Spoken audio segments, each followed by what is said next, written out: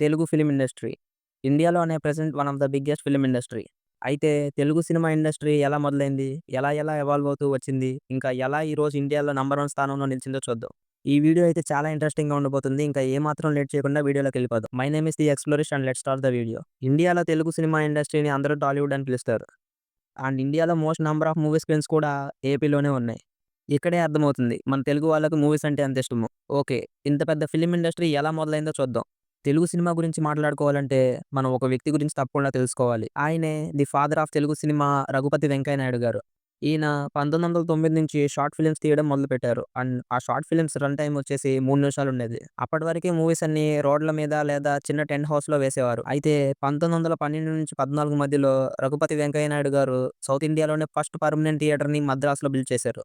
And 1919లో 'Raghupathi Venkaiah Naidu' గారు 'star of the east films' అనే production హౌస్‌ని కూడా స్టార్ట్ చేశారు. ఆయనకి సినిమాలంటే ఎంత ఇష్టమంటే వెంకయ్య నాయుడు గారి కొడుకుని ఫిల్మ్ మేకింగ్ నేర్చుకొని రమ్మని ఇంగ్లాండ్ అండ్ యూఎస్‌కి పంపించారంట. 1921లో 'భీష్మ ప్రతిజ్ఞ' అనే సినిమాని 'రఘుపతి వెంకయ్య నాయుడు' గారు రిలీజ్ చేశారు. అదే మన తెలుగులో ఫస్ట్ సినిమాగా చెప్పుకుంటారు. అండ్ ఇదొక సైలెంట్ సినిమా. వెంకయ్య నాయుడు గారి అబ్బాయి 'సూర్యప్రకాష్ నాయుడు' గారు దీన్ని డైరెక్ట్ చేశారు. 1921 నుంచి 1931 మధ్యలో వీళ్ళు చాలా మూవీస్ రిలీజ్ చేశారు. అయితే ఏపీలో 'మారుతి సినిమా' అనే థియేటర్‌ని 1921 విజయవాడలో పోతిన శ్రీనివాసరావు అని ఆయన బిల్డ్ చేశారు. అండ్ ఇదే ఏపీలో ఫస్ట్ మూవీ థియేటర్. తెలుగులో ఫస్ట్ టాకీ ఫిల్మ్ వచ్చేసి 'Bhakta Prahlada' 1931 directed by H M Reddy గారు. అండ్ ఇదే డైలాగ్స్ ఉన్న ఫస్ట్ తెలుగు మూవీ. అయితే ఈ మూవీ 1932 ఫిబ్రవరి 6 తారీఖున రిలీజ్ కావడంతో ఆ రోజుని తెలుగు ఫిల్మ్ డేగా కన్సిడర్ చేశారు. ఇంకా ఇలా తెలుగు సినిమా మొదలైందని చెప్పొచ్చు. అది 1944 శ్రీ సీతారామ జననం అనే సినిమాతో ఏఎన్నార్ గారు లీడ్ రోల్‌లో హీరోగా యాక్ట్ చేశారు. అండ్ ఆ తర్వాత 1948లో ఏఎన్నార్ గారి 'బాలరాజు' మూవీ రిలీజ్ అయింది. అప్పటిదాకా జస్ట్ హీరోగా ఉన్న ఏఎన్నార్ గారు ఈ సినిమాతో సూపర్ స్టార్ అయ్యారు. అండ్ ఈ సినిమా ఒక industry hit and first silver jubilee film of Telugu cinema industry. 1950లో సీనియర్ ఎన్టీఆర్ గారు 'పల్లెటూరు పిల్ల' అనే సినిమాతో డెబ్యూ చేశారు. అండ్ ఆ తర్వాత 1951లో రిలీజ్ అయిన 'పాతాళ భైరవి' మూవీతో ఎన్టీఆర్ గారికి చాలా మంచి పేరొచ్చింది. అండ్ ఈ మూవీ ఒక ఇండస్ట్రీ హిట్‌గా నిలిచింది. ఇదే 'పాతాళ భైరవి' మూవీలో ఒక డాన్స్ సీక్వెన్స్‌లో ఎంట్రీ ఇచ్చారు మన మహానటి సావిత్రి గారు. అండ్ అదే ఇయర్‌లో వచ్చిన 'సంసారం' అనే మూవీలో లీడ్ రోల్‌లో యాక్ట్ చేశారు. అండ్ 1953లో ఏఎన్నార్ గారు అండ్ సావిత్రి గారి కాంబినేషన్‌లో వచ్చిన క్లాసిక్ 'దేవదాస్' మూవీ. అండ్ ఆ తర్వాత మన తెలుగు ఫిల్మ్ ఇండస్ట్రీలో బాగా వినిపించిన పేర్లు ఎన్టీఆర్, ఏఎన్నార్, సావిత్రి. ఇంకా ఎస్వి రంగారావు గారు లాంటి గ్రేట్ క్యారెక్టర్ ఆర్టిస్టులు, రాజ్‌బాబు అండ్ రేలంగి గారు లాంటి గ్రేటెస్ట్ కమెడియన్‌లు కూడా వచ్చారు.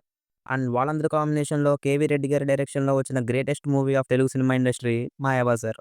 అయితే అప్పటి వరకు మద్రాసులో ఉన్న తెలుగు సినిమా ఇండస్ట్రీ ఎర్లీస్ 1970స్‌లో హైదరాబాద్‌కి షిఫ్టింగ్ స్టార్ట్ అయింది. 1965లో వచ్చిన 'తేనె మనసులు' అనే సినిమాతో సూపర్ స్టార్ కృష్ణ గారు లీడ్ రోల్‌లో డెబ్యూట్ చేశారు. అండ్ 1974లో వచ్చిన 'అల్లూరి సీతారామరాజు' మన తెలుగులోనే first cinema scope film. And same Krishna గారు హీరోగా చేసిన 'సింహాసనం' అనే మూవీ మన తెలుగులో ఫస్ట్ 70 ఫిల్మ్. అండ్ ఈ ఏరాలోనే శోభన్ బాబు గారు అండ్ కృష్ణమరాజు గారు లాంటి గ్రేట్ యాక్టర్స్ ఫిల్మ్స్ కూడా వచ్చాయి. అండ్ ఇప్పటి వరకు సినిమాలు ఒక లెక్కైతే ఇప్పటి నుంచి తెలుగు సినిమా ట్రెండ్ మారింది. ఎలానో చూద్దాం.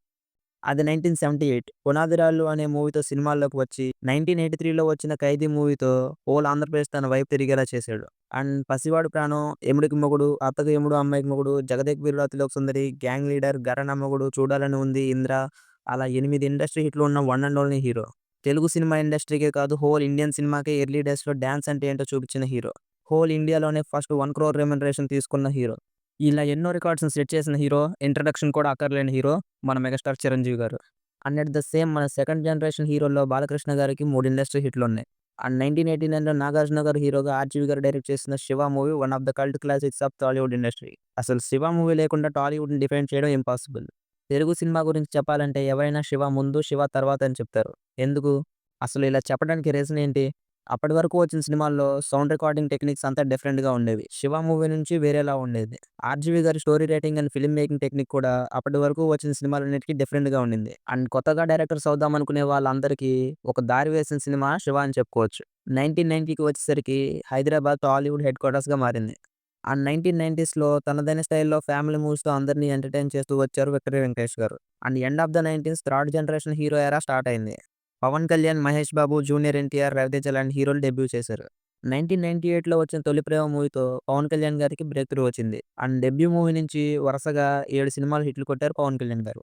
అండ్ 2006లో మహేష్ బాబు గారు అండ్ పూరి గారి డైరెక్షన్‌లో వచ్చిన 'పోకిరి' మూవీ హోల్ ఇండస్ట్రీనే షేక్ చేసింది. అండ్ 'పోకిరి' మూవీ అంత పెద్ద హిట్ అవుతుందని వాళ్ళు కూడా అనుకోలేదు.